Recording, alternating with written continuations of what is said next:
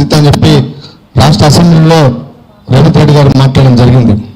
వారు మాట్లాడిన తర్వాత మూసి పరివాహక ప్రాంతంలో ఉన్న బతుకుతున్న ప్రజలందరూ కూడా చాలా ఆందోళనకు గురవుతున్నారు. నిత్యం రోజు మనం సోషల్ మీడియాలో చూస్తున్నాం, పేపర్లో చూస్తున్నాం. దీనివల్ల చాలా మంది నిరాశలయ్యే పరిస్థితి ఉంది, ఇళ్లను కోల్పోయే పరిస్థితి ఉంది. దాదాపు 10,000 పైగా ఇళ్లను కోల్పోయే పరిస్థితి. కాబట్టి ఈ రాష్ట్రంలో రేపు ఆర్థికంగా చాలా నష్టపోయే పరిస్థితి, పేద కుటుంబాలన్నీ రోడ్డు మీద పడతాయి. కాబట్టి వాళ్ళందరినీ ఆదుకోవడానికి, వాళ్ళందరికీ వెన్నుదన్నుగా ఉండాలనే ఉద్దేశంతో బీఆర్ఎస్ ఆధ్వర్యంలో అన్ని విద్యార్థి సంఘాలతో వాళ్ళ సమావేశాన్ని ఏర్పడాలని చెప్పి, రౌండ్ టేబుల్ సమావేశాన్ని ఏర్పడాలని చెప్పి నిర్ణయించడం జరిగింది. ఈ కార్యక్రమానికి ఎస్ఎఫ్ఐ నాయకులు, పీడీసీ నాయకులు, ఏఎస్ఎఫ్ నాయకులు, ఎంఎస్ఎఫ్ నాయకులు, డిఎస్సీ నాయకులు, అదేవిధంగా బీసీ విద్యార్థి సంఘాలు, హంస ఆల్మాల అసోసియేషన్ వాళ్ళు, డిఎస్సీ వాళ్ళు, లంబాడ ఎక్కల స్టూడెంట్ అసోసియేషన్ వాళ్ళు, టీఎస్సీ వాళ్ళు, టీజీఓ వాళ్ళు, ఇట్లా అన్ని విద్యార్థి సంఘాలు కూడా పిలిచి వాళ్ళ కార్యక్రమం నిర్వహించదలుచుకున్నాం. అదేవిధంగా ఈ కార్యక్రమానికి పెద్దలు చాలామంది ఈ రంగాల్లో పనిచేసిన ఎన్జిఓలు కూడా చాలామంది ఉన్నారు. కాబట్టి వాళ్ళతో కూడా వాళ్ళ ఒపీనియన్ తీసుకొని ఈ మూసికి వ్యతిరేకంగా ప్రజల మీద 1,00,000 కోట్ల రూపాయల అనవసరంగా దేని కూడా ఉపయోగపడదు. కేసీఆర్ గారు కాళేశ్వరం ప్రాజెక్టు కట్టినంటే, చెరువుల పునరుద్ధరించారంటే వ్యవసాయ రంగాన్ని బాగు చేసి, అదేవిధంగా వ్యవసాయ రంగాన్ని బాగు చేయాలనే ఉద్దేశంతో కేసీఆర్ గారు కాళేశ్వరం ప్రాజెక్టు నిర్మాణం చేసి ఇవాళ రిజర్వాయర్ నిర్మిస్తే, ఇవాళ రేవంత్ రెడ్డి ప్రభుత్వం వచ్చిన తర్వాత రేవంత్ రెడ్డి గారు మూసి వల్ల ఏం లాభం లేదు, కాకపోతే మూసిని శుద్ధి చేయాల్సిన అవసరం ఉంది.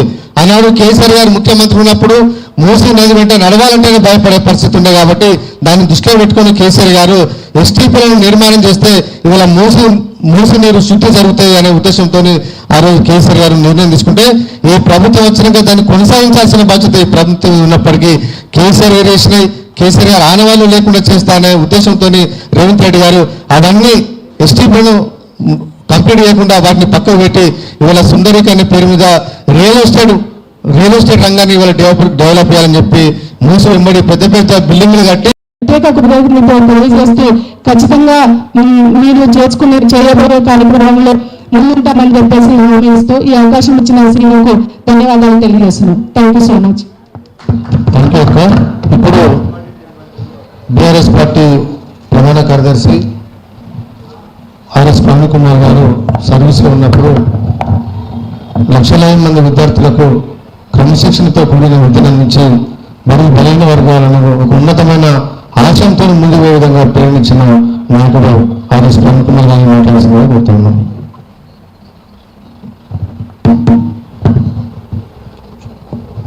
సభాధ్యక్షులు, సోదరులు, విద్యార్థి నాయకులు గిల్లి శ్రీనివాస్ యాదవ్ గారికి, అదేవిధంగా మేధావి తెలంగాణ ఉద్యమకారులు ప్రొఫెసర్ డాక్టర్ దాసోజు శ్రవణ్ వైసీ గారికి, అదేవిధంగా మరి ఆచార్యులు ప్రొఫెసర్ లింబాద్రి గారికి, మరి రవీందర్ యాదవ్ గారికి, మరి మిగతా విద్యార్థి నాయకులు అందరూ కూడా, అన్ని సంఘాల నాయకులకు, మీడియా మిత్రులందరూ కూడా మరొకసారి జై తెలంగాణ.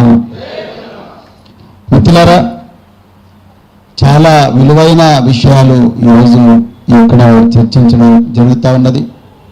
మరి ఈరోజు కేవలం ఒక 10,000 కుటుంబాలకు మాత్రమే నష్టం జరుగుతుంది అని గౌరవ ముఖ్యమంత్రి రేవంత్ రెడ్డి గారు పదే ప్రస్తావిస్తూ ఈ మూసీ సుందరీకరణలో జరగబోతున్న కొలేటరల్ డ్యామేజ్ అంటే ప్రజల జీవితానికి నష్టం ఏదైతే జరుగుతుందో ఆ నష్టం చాలా చిన్నదిగా చూపిస్తూ తెలంగాణకు 1,00,000 కోట్ల సంపద రాబోతుంది అని చెప్పి ఏదైతే ప్రచారం చేస్తున్నారో ఆ ప్రచారం కేవలం 1,00,000 కోట్ల రూపాయలు దండుకోవడానికి చేస్తున్న ప్రచారమే అని చెప్పి ఆధారాలతో సహా మరి ఈరోజు నిరూపించే ప్రయత్నం ఇక్కడ విద్యార్థి సంఘాల ద్వారా జరుగుతున్నది. చాలా ఆనందంగా ఉంది. నిజానికి ఎప్పుడూ విద్యార్థి సంఘాలు ఈ విధమైన రౌండ్ టేబుల్ సమావేశాలు పెట్టాల్సి ఉండే. కేవలం మూసీ సుందరీకరణ మీద మాత్రమే కాదు, గాజాలో జరుగుతున్న యుద్ధం మీద కూడా రౌండ్ టేబుల్ పెట్టాల్సి ఉండే. అదేవిధంగా ఈరోజు అమెరికా ఇరాన్ మధ్య జరుగుతున్న యుద్ధం, తద్వారా ప్రపంచం మీద మరి ముఖ్యంగా పేద ప్రజల మీద జరుగుతున్న ఏదైతే దుర్మార్గం ఉందో, వాళ్ళ జీవితాలు ఎట్లా శిథిలమైపోతున్న యుద్ధాల వల్ల, మరి దాని గురించి కూడా రౌండ్ టేబుల్ పెట్టాల్సి ఉంది. 6 గ్యారంటీల మీద కూడా విద్యార్థి సంఘాలు రౌండ్ టేబుల్ పెట్టాల్సి ఉండే. అదేవిధంగా 8,000 కోట్ల బకాయిలు ఏవైతే ఉన్నాయో 10,000 కోట్ల బకాయిలు వాటి మీద కూడా రౌండ్ టేబుల్ సమావేశం పెట్టాల్సి ఉంది. 127 మంది విద్యార్థులు విగత జీవులుగా మారింది. నా బిడ్డలు చాలా గొప్పగా డాక్టర్లు అవుతారు, ఇంజనీర్లు అవుతారు, ప్రొఫెసర్లు అవుతారు అని చెప్పి తల్లిదండ్రులు మనం ఈరోజు ఏ పేద ప్రజల ఇళ్ళైతే కూలిపోబోతున్నాయో ఆ కుటుంబాల నుంచి విద్యాలయాలకు వచ్చిన బిడ్డలు శవాల ఇంటికి తిరిగి వస్తున్నప్పుడు దాని మీద కూడా మనం చేయాల్సి ఉంది. లేట్ అయినా పర్వాలేదు, ఈరోజు ఒక కీలకమైన సమస్యను మీరందరూ కూడా తీసుకున్నందుకు చాలా చాలా ధన్యవాదాలు, మరి అభినందనలు. మరి మనందరూ వెనుక ఉండి నడిపిస్తున్న మరి పెద్దలు కేసీఆర్ గారు వారికి కూడా నేను హృదయపూర్వక ధన్యవాదాలు తెలుపుతా ఉన్నా. మిత్రులారా, నిజంగా ఈరోజు తెలంగాణలో ఫ్యాసిస్ట్ పాలన నడుస్తూ ఉన్నది. అదేదో పాత రోజుల్లో మనం యూనివర్సిటీలో రూమ్ నెంబర్ 57లోనో లేకపోతే ఠాగూర్ ఆడిటోరియంలోనో లేకపోతే ICSSR హాల్స్లో మాట్లాడుకునే భాష కాదు ఇది వాస్తవం. 2023లోనే ఈ 5 లక్షల కోట్ల రూపాయలు తినడానికి భారీ కుట్ర జరిగింది. నేను ఒక్కసారి మంత్రివర్గ విస్తరణ చూడండి. ఈరోజు గౌరవ ముఖ్యమంత్రి తన దగ్గర ఏ శాఖను పెట్టుకున్నాడు మీరు చూడండి. రేవంత్ రెడ్డి గారే ముఖ్యమంత్రి, సాధారణ పరిపాలన వారి చేతిలోనే ఉంది, హోమ్ మినిస్ట్రీ కూడా వారి చేతిలోనే ఉంది, అదేవిధంగా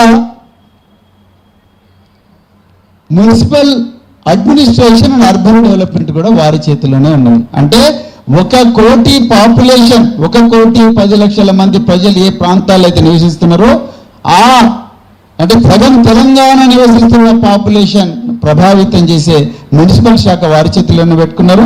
అదేవిధంగా మరి హోంశాఖ వారి చేతిలోనే పెట్టుకున్నారు. జనరల్గా ఏ ముఖ్యమంత్రి కూడా హోంశాఖ తన దగ్గర పెట్టుకోరు. ఇక పొంగులేటి శ్రీనివాసరెడ్డి గారి శాఖలు చూడండి. రెవెన్యూ శాఖ, సమాచార పౌర సంబంధాల శాఖ. ఇది కాకతాళీయంగా జరిగిన వ్యవహారం కాదు. నేను కొన్ని ఆధారాలు ఇస్తాను మీకు. ఈ ప్రభుత్వం అధికారంలోకి వచ్చిన వెంటనే వాళ్ళు మొట్టమొదట సంతకాలు చేయాల్సిన ఫైల్స్ ఏమిటి? 6 గ్యారంటీలు. 6 గ్యారంటీల మీద సంతకాలు జరగాలి. 420 హామీలు కాంగ్రెస్ మేనిఫెస్టోలు ఇచ్చిండ్రు, వాటి మీద సంతకాలు జరగాలి. వాటికి కావలసిన నిధులు ఏ విధంగా సేకరించాలన్న విషయాల మీద సంతకాలు జరగాలి. కానీ అవేవి జరగలేదు. మరి జరిగినవేంటి? మొట్టమొదట రాగానే లగచర్ల బల్లులు కూడా